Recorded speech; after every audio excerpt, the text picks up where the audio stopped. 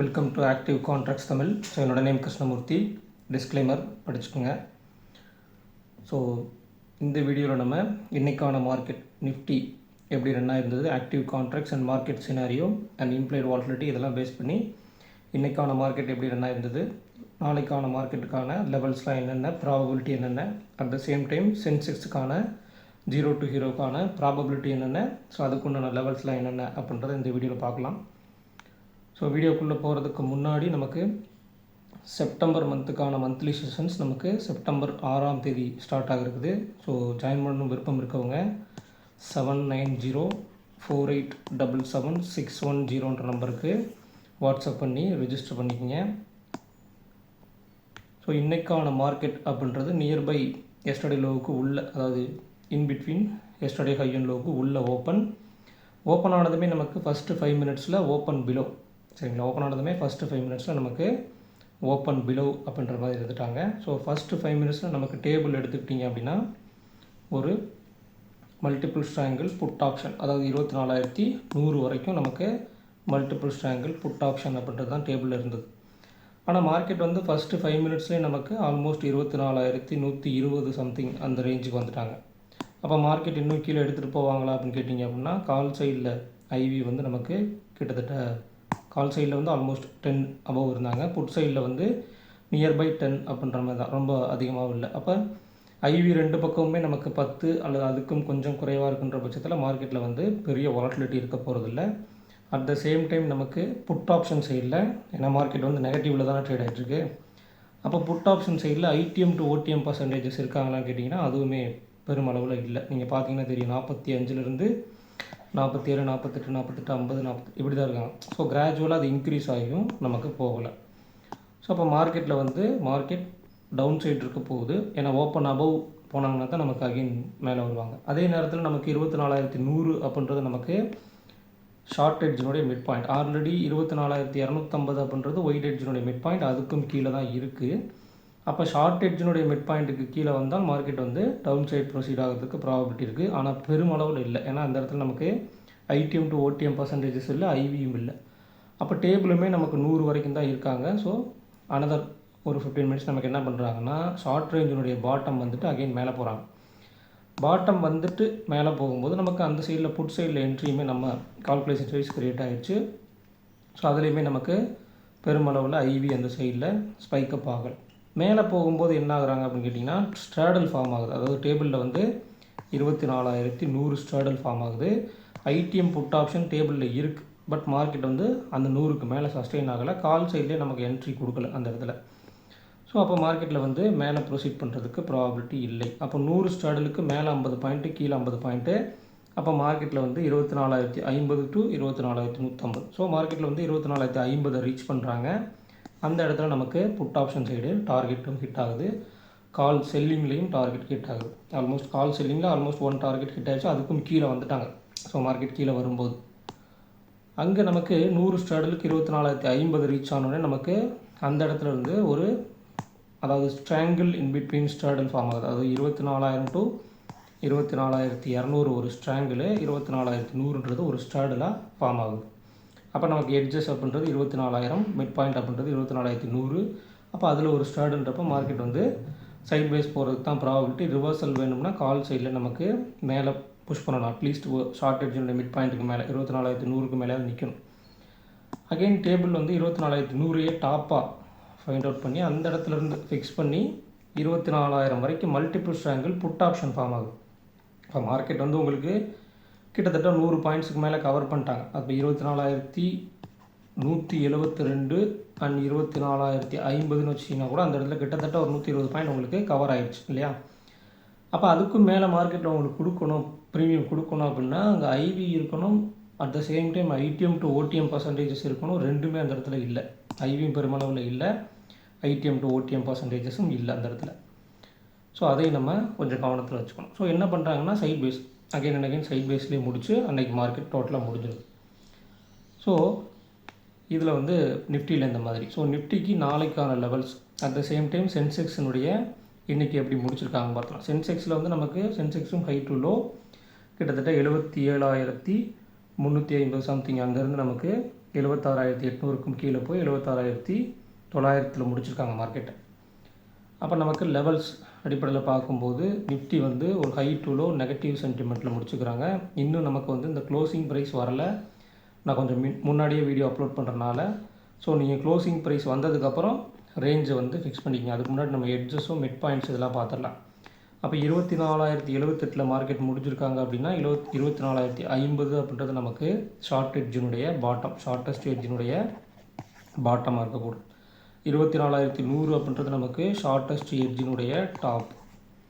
Widest எட்ஜின்னு எடுத்துக்கிட்டிங்க அப்படின்னா 24,000 put option, 24,200 call option. அப்போ white எட்ஜினுடைய bottom 24,000, white எட்ஜினுடைய top வந்து 24,100. அப்போ ஷார்ட் எட்ஜினுடைய மிட் பாயிண்ட் வந்து 24,075, வைட் எட்ஜினுடைய மிட் பாயிண்ட் வந்து 24,100 அப்படின்றது 2 மிட் பாயிண்ட்ஸ். ஸோ 2 மிட் பாயிண்ட்ஸுமே கிட்ட ஒரு 25 பாயிண்ட் நியர்பை இருக்காங்க. அப்போ மார்க்கெட்டில் வந்து நாளைக்கு என்ன probability, high to low negative sentiment முடிச்சிருக்காங்க அப்படின்ற பட்சத்தில் மார்க்கெட் மேலே போனாங்க அப்படின்னா பெருமளவில் மேலே போகிறதுக்கு ப்ராபபிலிட்டி இல்லை. போனாலும் ஒரு இடத்துல சைட் பேஸ் போடணும் அல்லது அங்கேருந்து ரிவர்சல் ஆகணும். கீழே போனாங்கன்னா தொடர்ச்சியாக கீழே போகிறதுக்கு உண்டான இம்ப்ளைட் வாலிடிட்டி அந்த இடத்துல இருக்கணும். ஸோ பார்த்து அதையும் கேர்ஃபுல்லாக பார்த்துக்க. ஸோ லெவல்ஸ் அடிப்படையில் பார்க்கும்போது நமக்கு 24,050, 24,100. ஸோ அவங்களுடைய எல்டிபியை வச்சு தான் நம்ம எடுக்க போகிறோம். அப்போ 24,100 + 123 24,223 அப்படின்றது நமக்கு ஷார்ட் ரேஞ்சினுடைய டாப். இது வந்து க்ளோசிங் ப்ரைஸ், செட்டில்மெண்ட் ப்ரைஸ் இங்கே வந்ததுக்கப்புறம் இதே ரேஞ்சை வந்து நீங்கள் அப்படி கால்குலேட் பண்ணிக்கிங்க. இப்போ கொடுக்குறது கொஞ்சம் நம்ம லாஸ்ட் ட்ரேடிங் ப்ரைஸை வச்சு தான் கொடுப்போம். ஸோ அதை கொஞ்சம் கவனத்தில் வச்சுக்கோங்க.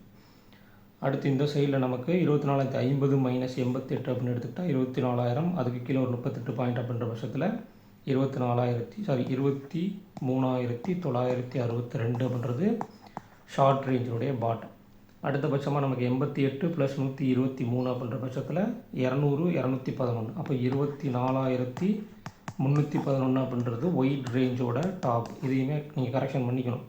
க்ளோசிங் ப்ரைஸ் வந்ததுக்கப்புறம் கரெக்ஷன் பண்ணிக்கணும். அதே 211 இந்த பக்கம் மைனஸ் பண்ணிட்டீங்க அப்படின்ற பட்சத்தில் 23,850 சம்திங், அதுக்கும் கீழே ஒரு 38 பாயிண்ட் அப்படின்ற 11 பாயிண்ட் அப்படின்ற பட்சத்தில் 23,839 சம்திங் வரும். ஸோ அப்போ நமக்கு ஒயிட் ரேஞ்சினுடைய பாட்டம்.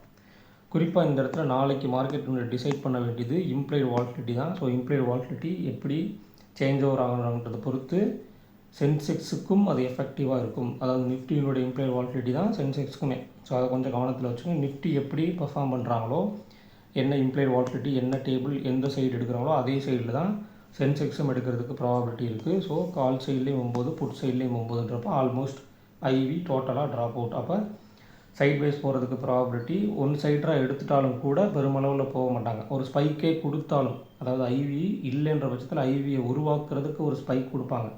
அதில் நீங்கள் உள்ளே போயிட்டீங்கன்னா you will be drop. So கொஞ்சம் பார்த்து கேர்ஃபுல்லாக இருக்கணும். மார்க்கெட்டில் ஐவி கம்மியாக இருக்கிற நாட்களில் நம்ம இப்போ இன்றைக்கெலாம் எடுத்துட்டிங்கன்னா புட் ஆப்ஷன் ஒரே ஒரு பை, அவ்வளோதான் முடிஞ்சுது. அந்த ஒரு பை மார்னிங் கொடுத்தது நியர்பை நம்மளுக்கு 1 ஹவர் கிட்டத்தட்ட 11 மணிக்கு கீழே 24,050 வரும்போது நமக்கு டார்கெட் ஹிட் ஆச்சு. ஆல்மோஸ்ட் அதோட ட்ரேடுன்றது முடிஞ்சுது. அதுக்கப்புறம் பையருக்கு வந்து எந்த இடத்துலையுமே ட்ரேட் கிடையாது, ரிவர்சல்லையும் ட்ரேட் இல்லை. நீங்கள் எடுத்துருந்தீங்க அப்படின்னா கண்டிப்பாக நீங்கள் ட்ராப்பில் சிக்கிறதுக்கு வாய்ப்பு இருக்குது. At the same time call செல்லருக்கு ஆல்மோஸ்ட் வந்து மார்னிங் செல் பண்ண காலே நமக்கு எண்ட் ஆஃப் த செஷன் 24,050 கீழே போகும்போது நம்ம புக் பண்ணிவிட்டு வெளியே வந்துடலாம். ஒன் சைடராகவே எடுத்துக்கலாம். சென்செக்ஸ் அடிப்படையில் பார்க்கும்போது சென்செக்ஸ் நமக்கு 26,900 முடிச்சுக்கிறாங்க. அப்போ இந்த இடத்துல நமக்கு 77,000 ஐடிஎம் புட் ஆப்ஷனும் இருக்குது. கீழே நம்ம எடுத்துட்டோம்னா 76,500 புட்டு, 77,000 கால்னு எடுத்துக்கலாம். அப்போ அவங்களுடைய மிட் பாயிண்ட் வந்து 76,750 அப்படின்றத நமக்கு மிட் பாயிண்ட். அப்போ ரொம்ப லாங்கர் பீரியடில் நீங்கள் பார்க்குறீங்க அப்படின்ற பட்சத்தில் 76,500 to 77,000 77,000 அப்படின்றது நமக்கு ஒயிட் எட்ஜினுடைய மிட் பாயிண்ட்.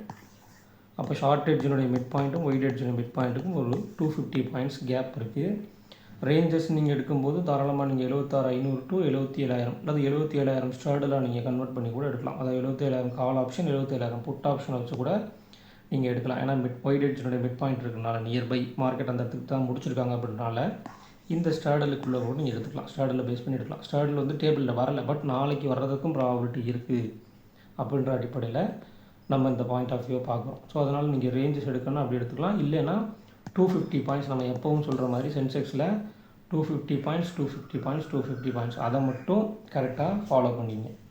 அந்த 250 பாயிண்ட் இருக்கு இல்லையா, அந்த 250 பாயிண்ட்டுக்கு உண்டான கேப்பை மட்டும் நீங்கள் ஃபைண்ட் அவுட் பண்ணி அதிலிருந்து எப்படி பர்ஃபார்ம் பண்ணுறாங்க, டேபிள் எந்த மாதிரி ஃபார்ம் ஆகுது அப்படின்றத ரொம்ப ரொம்ப கேர்ஃபுல்லாக நீங்கள் வாட்ச் பண்ணணும். டேபிள் ஃபார்ம் ஆகுறத பொறுத்து தான் மார்க்கெட்டில் வந்து ரேஞ்சஸ் இருக்கும், அதே மாதிரி எட்ஜஸும் இருக்கும். ஸோ அதை கொஞ்சம் கேர்ஃபுல்லாக ஃபாலோ பண்ணுங்கள். அதே மாதிரி ஒருத்தர் டவுட்ஸ் கேட்டிருந்தார், அதாவது ஸ்பாட்டுக்கும் ஃப்யூச்சருக்கும் ஓப்பன் கான்ட்ரடிக்ஷன் இருக்குது, இதனால் என்ன ஆகும் அப்படின்னு கேட்டிருந்தாரு. அப்போ ஸ்பாட்டுக்கும் ஃப்யூச்சருக்கும் ஒருத்தர் வந்து அதை நான் தெளிவாக இதில் சொல்லிடலாம், டவுட்ஸ் கமெண்ட்ஸில் கேட்டிருந்தார். ஸோ அதை சொல்லலாம். அதாவது ஸ்பாட்டுக்கும் ஃப்யூச்சருக்கும் வந்து ஓப்பன் கான்ட்ரடிக்ஷன் இருக்குது அப்படின்ற பட்சத்தில் spot open above future open பிலோனா ஒருத்தர் மேலேயும் ஒருத்தர் கீழேயும் இருப்பாங்க. ஸோ மார்க்கெட் வந்து கம்ப்ளீட்லி சைட் வேஸ்க்குள்ளே போகும். இது நிறைய நாட்கள் நடந்திருக்கு. நீங்கள் டேபிள் எடுத்து, அதாவது சார்ட் எடுத்து பார்த்தீங்கன்னா புரியும்.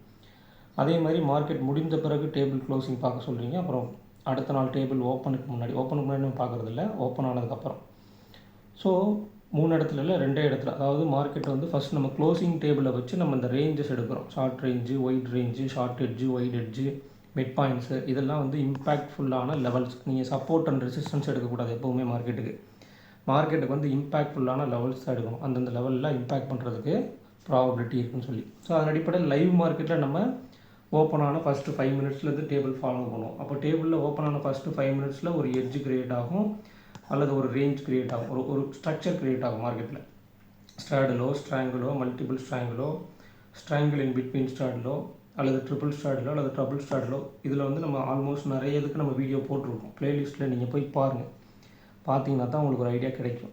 ப்ளேலிஸ்ட்டில் எல்லாத்துக்குமான வீடியோஸும் இருக்குது. Straddle, strangle, multiple strangle, types of multiple strangle, அந்த மல்டிபிள் ஸ்ட்ராங்கிள்லேயே 6 பார்ட்டாக பிரித்து நம்ம வீடியோ போட்டிருக்கோம். அந்த மாதிரி சம் ஸ்ட்ரக்சர் வந்து ஃபார்ம் ஆகும். அந்த ஸ்ட்ரக்சர் ஃபார்ம் ஆகும்போது அந்த ஸ்ட்ரக்சரினுடைய மொமெண்டத்துக்கு மார்க்கெட் மூவ் ஆகும். அந்த மூவ் ஆனதுக்கப்புறம் அந்த ஒரு எட்ஜு கிரியேட் ஆகி அந்த எட்ஜுக்கு போகும். அந்த எட்ஜில் போனதுக்கப்புறம் டேபிள் சேஞ்ச் ஓவர் ஆகும், அல்லது அதே டேபிள் இருந்துச்சுன்னா மார்க்கெட்டு ரிவர்சலுக்கு உண்டான ப்ராபபிலிட்டி இருக்கும். அதனால தான் நம்ம வந்து லைவ் மார்க்கெட்லேயும் டேபிள் பார்க்க சொல்கிறோம். அப்புறமா அந்த ஐவி வந்து க்ளோசிங் டேபிளில் இருக்க ஐவியை வச்சு அடுத்த நாளைக்கு வந்து சைட் வைஸ் போகிறதுக்கு ப்ராபபிலிட்டி இருக்கா, அல்லது வாலட்டிலிட்டி இருக்கக்கூடுமா அப்படின்னு பார்க்கணும். நல்லா தெரிஞ்சுக்கங்க, ஒரு ஐவி வந்து டிசைட் பண்ணாது. ஐவி வந்து ப்ரீமியத்தினுடைய மூவ்மெண்ட்டை டிசைட் பண்ணாது.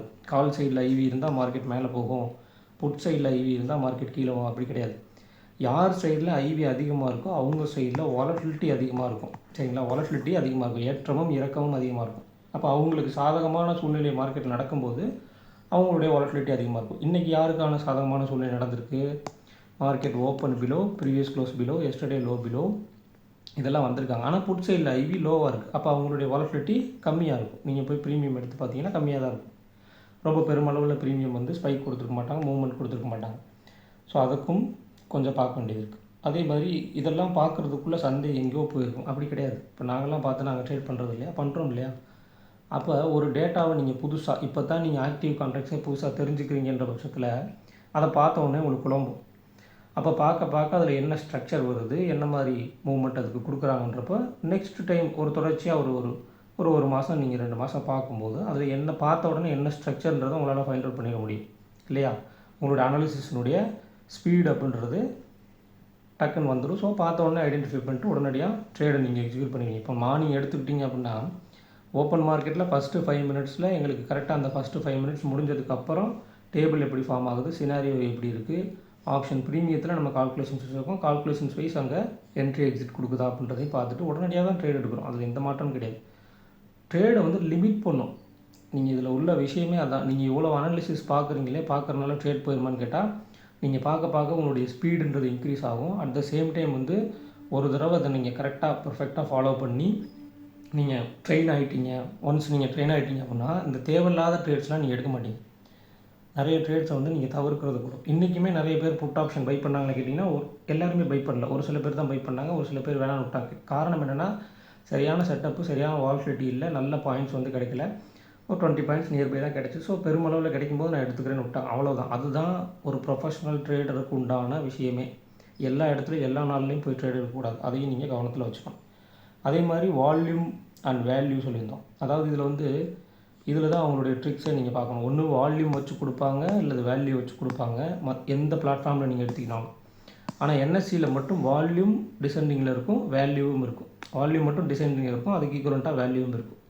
ஸோ அது வந்து நம்ம க்ளோசிங் டேபிள் அனாலிசிஸில் தான் எடுக்கிறோம். லைவ் மார்க்கெட்டில் நீங்கள் வால்யூம் அண்ட் வேல்யூவை பார்த்துட்டீங்க அப்படின்னா அந்த நம்பர்ஸ்லாம் நீங்கள் நோட் பண்ணி வைக்கணும். அதெல்லாம் ரொம்ப ரிஸ்க் ஆகிடும். அதனால தான் நம்ம டேபிளில் ஒரு ஸ்ட்ரக்சர் கொடுக்குறோம். மல்டிபிள் ஸ்ட்ராங்கிள் புட்டா, மல்டிபிள் ஸ்ட்ராங்கிள் காலா, ஸ்ட்ராடலா, ஸ்ட்ராங்கிளா அப்படின்ற மாதிரி ஒரு ஸ்ட்ரக்சரை ஃபார்ம் பண்ணி அந்த ஸ்ட்ரக்சர் ஃபார்ம் ஆச்சுன்னா எப்படி மார்க்கெட் ரன் ஆகும் அப்படின்றத நம்ம சொல்கிறோம். அப்போ நீங்கள் போய் வால்யூம் அண்ட் வேல்யூ பார்த்துட்டு இருந்தீங்க அப்படின்னா மிகப்பெரிய குழப்பம் வந்துடும். க்ளோசிங் டேபிளில் நீங்கள் எடுக்கும்போது எதுலேயோ ஒன்றில் வந்து வால்யூம், இப்போ இதில் எடுத்துக்கங்க, வால்யூம் வந்து 21 லட்சம் இருக்கா, வேல்யூ வந்து 1,31,30,000 இருக்கா. இப்போ இது இல்லை, வால்யூம் வந்து 21 இருக்குது, வேல்யூ வந்து ரொம்ப கம்மியாக இருக்குது. அதாவது இதை காட்டில் 17க்கு 97 இருக்காங்க. இதே 97 இல்லை இதை விட கம்மியாக ஒரு 80,000 இல்லை ஒரு 60,000 தான் இதில் இருக்குன்னா இந்த ஸ்ட்ரைக்கை நம்ம கன்சிடர் பண்ண மாட்டோம் இல்லையா. அந்த ஸ்ட்ரைக்கை நம்ம கன்சிடர் பண்ண மாட்டோம். அப்போ ஆல்மோஸ்ட் ஈக்குவலண்ட்டாக இருக்கிறனால நம்ம அதை வந்து எடுத்துக்கிறோம் இல்லையா. வால்யூம் அண்ட் வேல்யூக்கு ஆல்மோஸ்ட் ஈக்குவலண்ட்டாக இருக்கிறனால எடுத்துக்கிறோம்.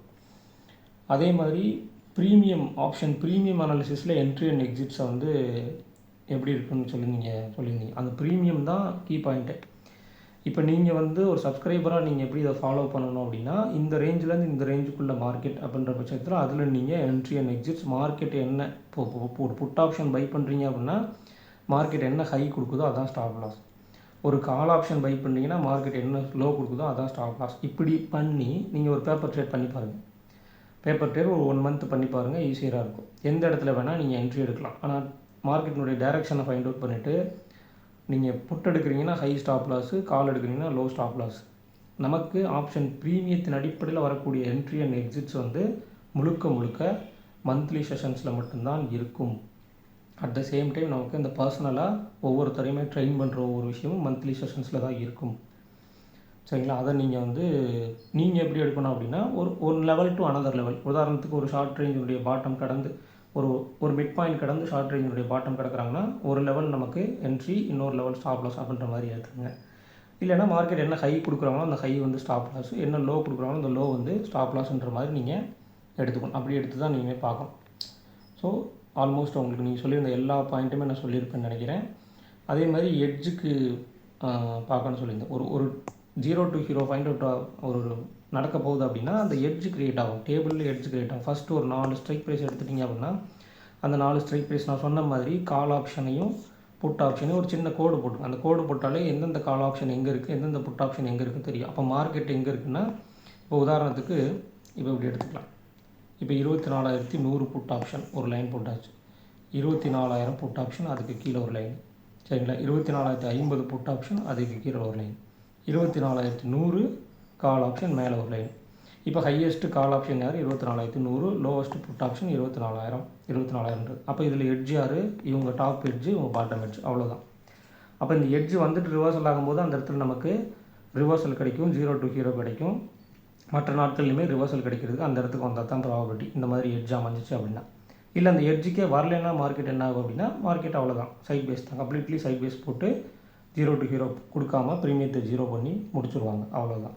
ஸோ ஆல்மோஸ்ட் நீங்கள் கேட்ட கேள்வி எல்லாத்துக்குமே நான் ஆன்சர் பண்ணுறேன்னு நினைக்கிறேன். வேறு யாருக்கும் ஏதேனும் டவுட்ஸ் இருந்துச்சுன்னா அவர் டைப் பண்ணி அனுப்பிச்ச மாதிரி நீங்கள் உங்களுடைய டவுட்டை வந்து கீழே வந்து கமெண்ட் பண்ணுங்கள். ஸோ அடுத்த நாளைக்கு வீடியோவில் சொல்லும்போது சேர்த்து சொல்லிடலாம். ஸோ இந்த வீடியோ பிடிச்சிருந்துச்சு அப்படின்னா லைக் பண்ணுங்கள், ஷேர் பண்ணி சப்ஸ்கிரைப் பண்ணுங்கள். மறக்காமல் கருத்துக்களை வந்து கமெண்ட் செக்ஷனில் கமெண்ட் பண்ணுங்கள். நன்றி, வணக்கம்.